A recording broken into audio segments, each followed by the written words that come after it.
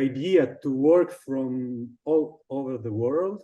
In my case, from an island that is kind of remote island in the middle of Mediterranean Sea. We are in Italy, but far away from the mainland. And of course, we have this kind of physical limit. We are not UK, we are Sardinia. And so we found also the economical problems of a kind of situation like ours. And my presentation is just to fight the idea that it's difficult to live in a highland for a designer, for instance, in my case. And I want to promote the idea to live away from big city because I think it's possible nowadays. After COVID, after this, this crazy new mode of working in full remote, I can work from here for a company that is in Milano or in Rome or in London. Of course, 1 hour is nothing.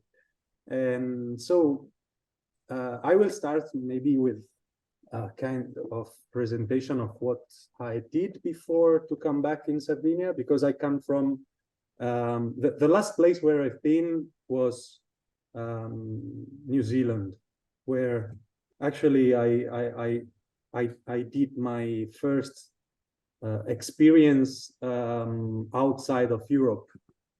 And then I decided to come back. First of all, I will start explaining what's my design path. I graduated in product design in Milano around 10 years ago, and in a nice environment called NABA. NABA allowed people and students to learn by doing. So now it's pretty common. 10 years ago in Italy, it was very difficult to find a place, a university, an academia, or a polytechnic that allow you to experiment design and materials and stuff like that. So for my mates, was very nice to explore the world of design with different professionals coming from really vibrant field of design, so fashion or automotive, or there was a good mixtures of professionals. So to me, it was nice opportunities to explore. Of course, was a bachelor, so I was in the kind of approach to explore as much as I can, and the school organized a lot of workshop with people, and people that, of course, designers that were coming from the rest of the continent. This is the first slide that's tried to be a summary of what I studied in Milan. So the classical stuff on the left side, and the central part is, of course, a laboratory where we experiment technologies, and down and on the right, one of our mentors, like Sara Ricciardi. She was my close teacher. She were like she helped us with training, and she were really nice designers to meet at that period. And then, of course, Forma Fantasma. Forma Fantasma to me starts to be the best example of design and contemporary design. So in Milano, I was so happy to discover this world, this contemporary world of design and product design. And I was so young. I was so young and happy to be around.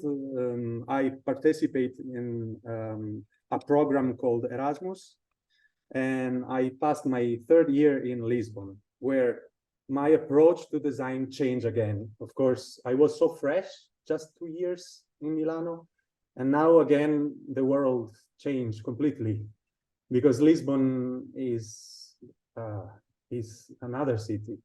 is antiques, and is very, very colorful and full of meanings. And it was another culture. Anyway, we're coming from Europe, but they were Portuguese with a lot of influences between, you know, another past. So I start to open myself to a romantic idea of research, where I pushed myself on doing something that was not constraints in fashion and trends and stuff like that. Finally, I was outside Milano, and I could explore more and more things. So yeah, the good approach improved in Milano, allow me to have a new point of view on the world. And Lisbona was the first round, the first place where to use the experimental process of design.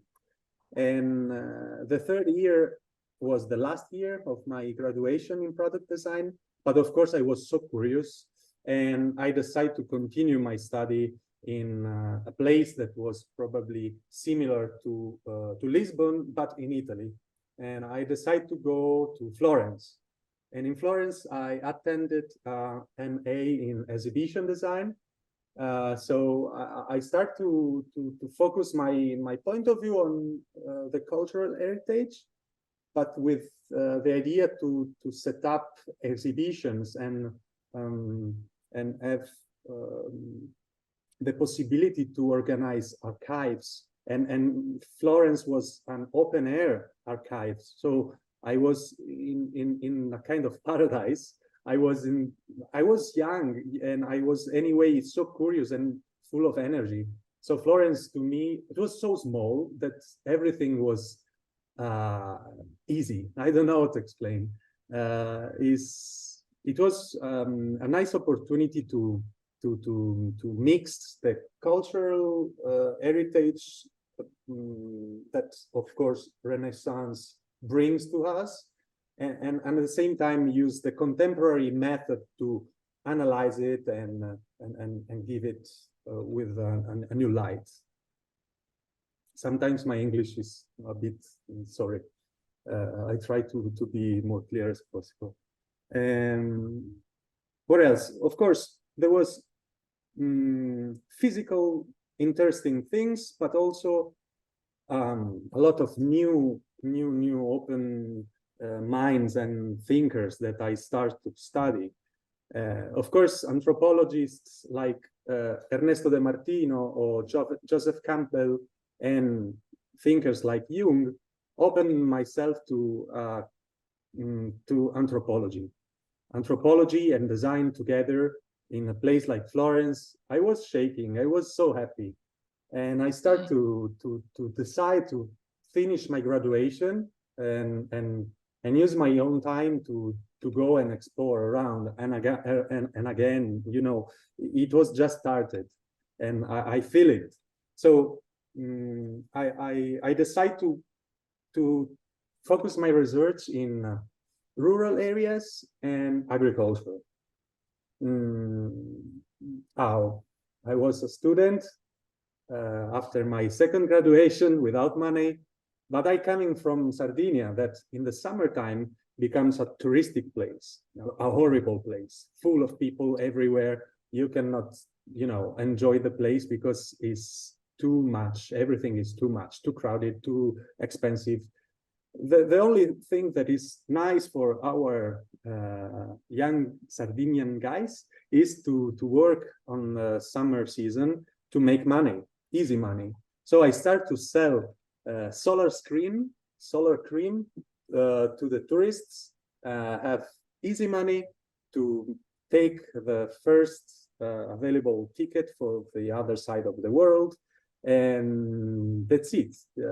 We decide with my partner to take and have 1 year of research in the rural areas. One of the tools that we used, of course, is WWOOFing, Worldwide Opportunities in Organic Farms. Is an association, is international, is allow you to go and explore rural areas and farming in exchange, like in au pair. So you work and they give you a board and a room to enjoy the place. It is a perfect way to meet people, to meet the rhythm of the rural areas. So you have 4 hours a day to work for them, where you improve a lot, where you learn a lot of new things, and then you have the rest of the day free to make research.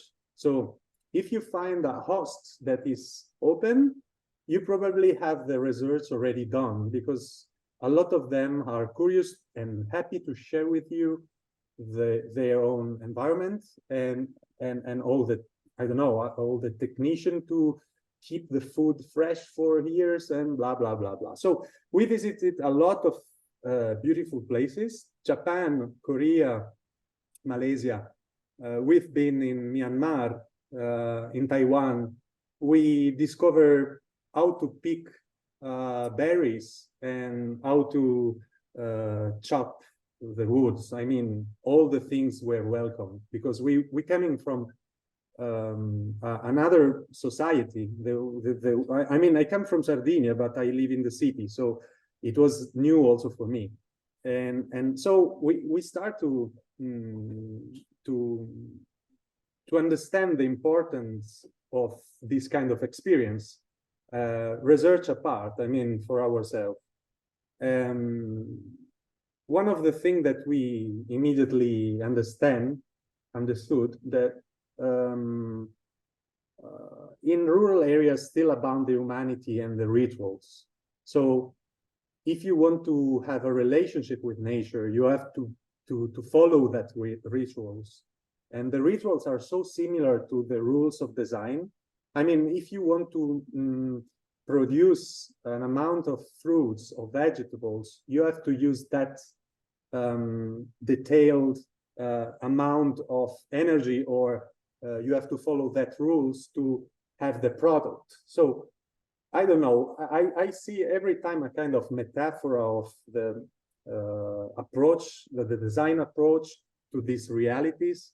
And we were so happy, and we enjoy a lot to find these possibilities and these opportunities, and then of course bring at home all the raw data. So we do research, we analyze data, we collect a lot of data, then we analyze data, and we decide to come back home in Sardinia after 1 year, the first year. Then we continue to do this kind of experience every year. So since the 2015, now is 2024, each year we are continuing doing this, because of course we are collecting a lot of new experience and research. When we come back the first time, we organize and we make an exhibition of all this beautiful information and experiences. And we start to think that probably was the best idea to leave.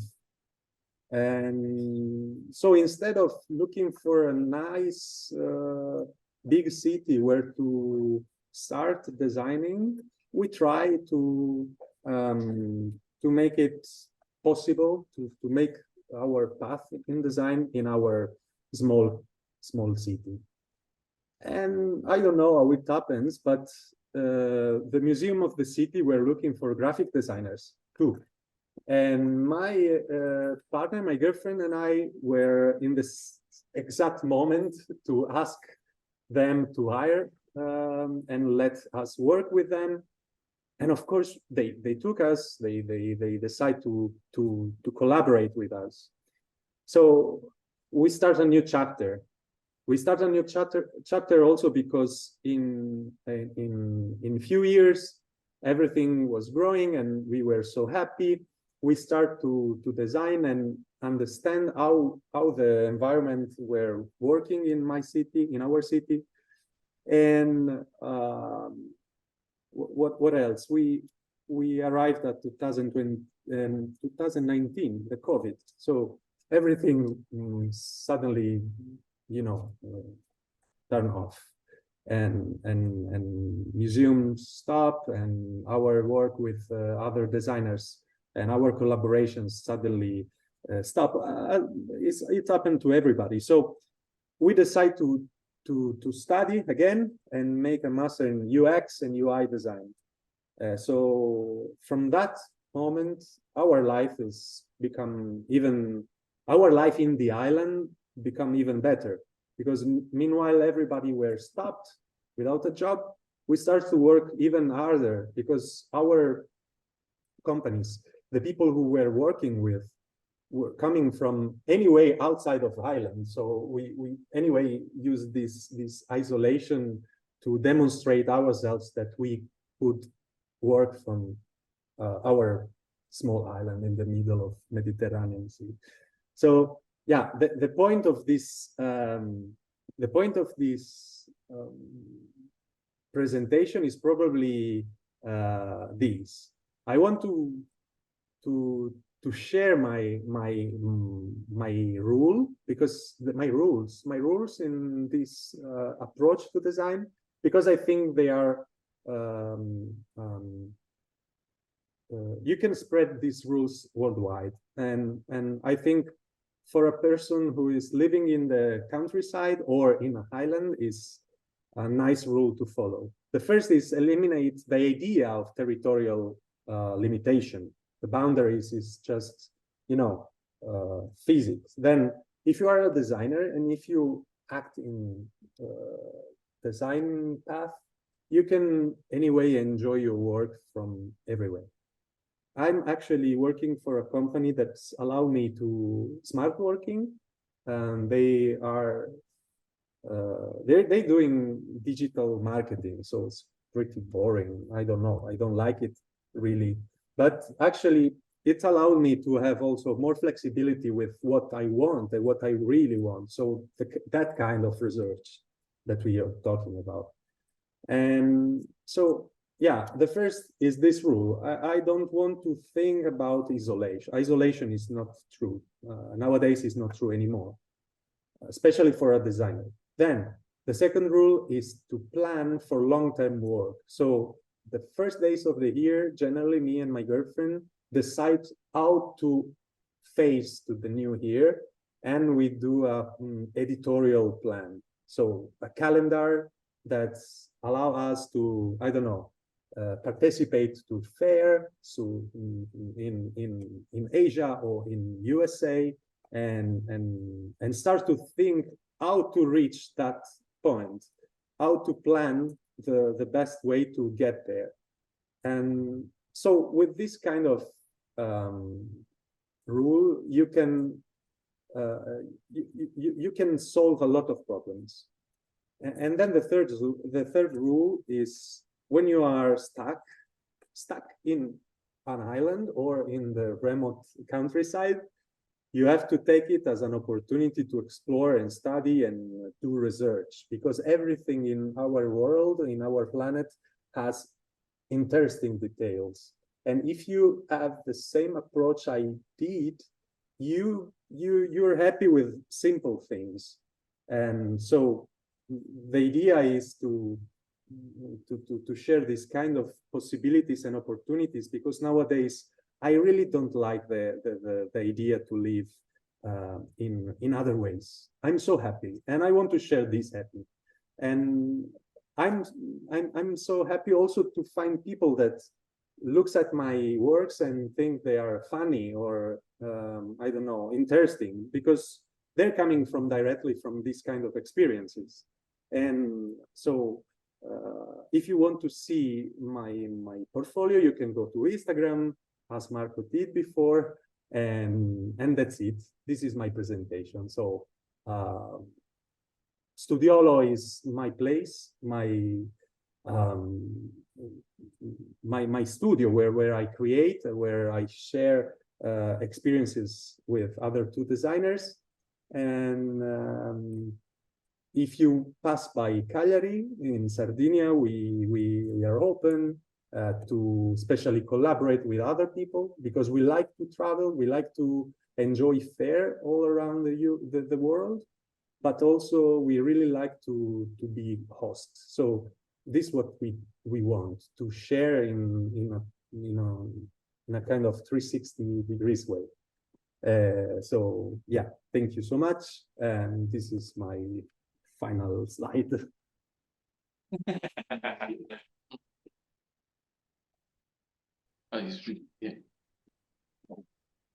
Thank you. Yeah. Thank you, Glory. Thank you so much. That was super interesting. I just want to start with a question because might sound like a stupid question, but I've been trying to explain to the guys what Studiòlo means, because for me it's a weird thing, but it's one of my favorite words, and I don't know how to translate that sentiment. But it's not a small studio. It's not just that. There's something else. So I was just interested to hear from your perspective what Studiòlo means. Perfect. Okay, Studiòlo actually is a word that we took from Florence. Studiòlo was the place where Francesco de' Medici studied alchemy. So it's a kind of intimacy between yourself, and what you like most. I don't know how to say. It's not a place where to work. It's a place where to study. And so it's not a studio where you can go and make business. It's a studio where you can find yourselves and the rest of the world, and all the secrets behind books and arts and stuff like that. So we are actually also a studiolo. That in Italian it means also small studio, but with that sense, the sense of a place where to make your own research. That's fantastic. Thank you. Welcome. I'll work out a phrase what I'm going to ask. Well, go on, Pat. Well, firstly, thank you. That was a really enjoyable story. My question's sort of a bit of a weird one, so hopefully it translates okay. Your story, on the one hand, feels very by design, like it feels very considered, but on the other hand, it feels like you've had a very natural meander through your journey as well. And I was just interested to know whether that sort of which side of that do you resonate with most in a way, or is it a bit of both, and that's kind of what's unique about it?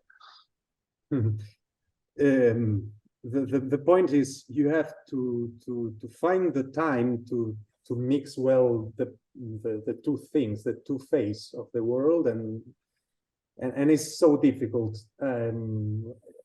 As I say before, when you are in a kind of experience like woofing, you have a lot of free time. And if you are a smart worker, you have a small laptop. So you can find the way to transform immediately the experience in something that is enjoyable and disfructable in design field. But sometimes it's pure research. So you collect image, videos, and written stuff, and contacts, and then you have to work in the future. So I think 70% of my approach is more joined to the natural experience, the naturalistic experience, and the rest to the job. Finally, I can say also that that 70% is really rich and transform anyway my approach to next completely different jobs. So when I work for my company, I know to keep in mind a kind of approach, or I don't know.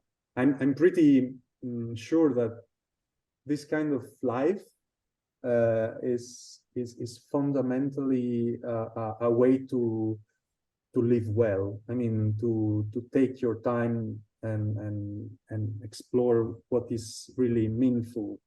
I lose part of my family, so I'm orphan, and I think life is so short and fast and beautiful, and working for for a company, for instance, I'm a part-time worker for a company. I think it's enough. I mean, I think that time it's enough for them, and the rest of the time it's not enough for me. So, you know, I try to anyway keep jobs and the idea of jobs for a company really detached to my own idea of job. So sorry, maybe I keep other. No.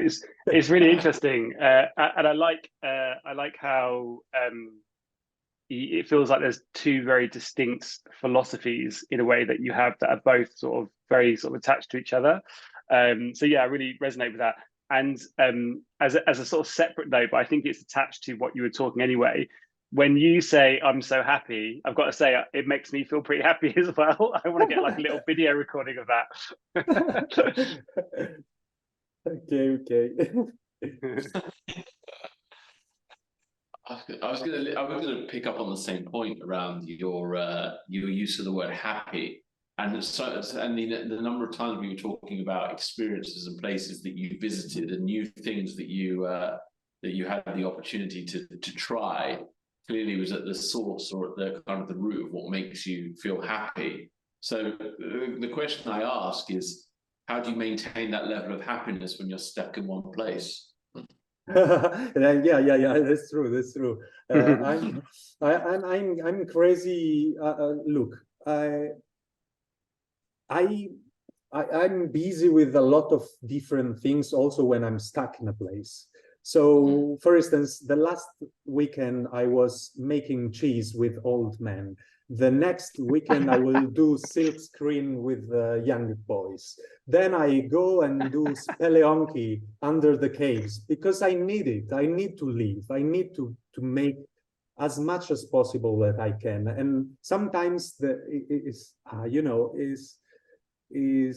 sometimes I have to stop and say, okay, are you enjoying really, or you are like cocaine? You are keeping, you're doing something just because you are in this wash machine. I don't know. It's very difficult to at the same point to be zen. It's crazy, and it depends on you, on your path, and on your method, your approach to life. I think that's the point. It's not what's around you, but how is your behavior. And that's I think the point. I didn't expect that to be the answer, but I appreciate it anyway. There was one other question that I was going to ask, man. Can you hear me okay? Or is there an echo? A bit, sorry. Okay. Is that better?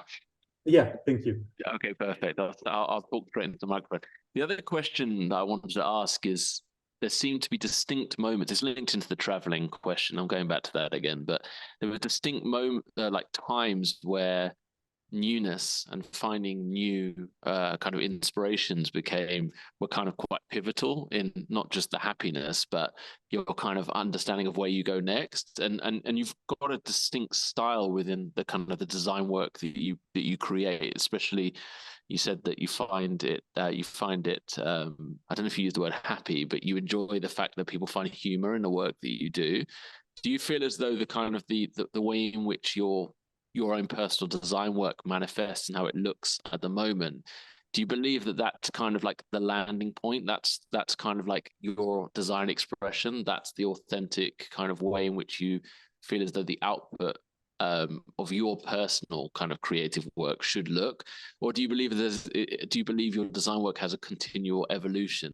You're always looking to new kind of ways to be able to visually express yourself? This is the second. I think it's continuously moving, and it's so difficult to keep track sometimes. I try to be a designer who try to solve problems. I don't know, this is a kind of teach that I improve in the past. I have to design something to help people solving problems, or to try to reach to let them reach the point, the goal, and blah blah blah blah.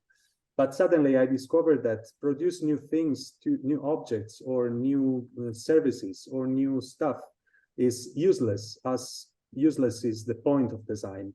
If you don't want to crash with these ideas, you have just to keep going and design as much as possible. I mean, in my case, it's like that. I want to create and continuous creating my stuff and try to let people enjoy that stuff. And I don't know how to explain, and sometimes it's difficult with another language, but what I want to do is just try to help people doing a better life. I don't know. It's very difficult, but thank you for the question, because probably I have to take my time to think about it. Sometimes, yeah, my work anyway is too chaotic. I have to keep my head on track if I don't want to lose my track as well. So yeah, hope to reply your question in a way. Thank you, Tommaso. Thank you so much. Thank you. Have a nice evening.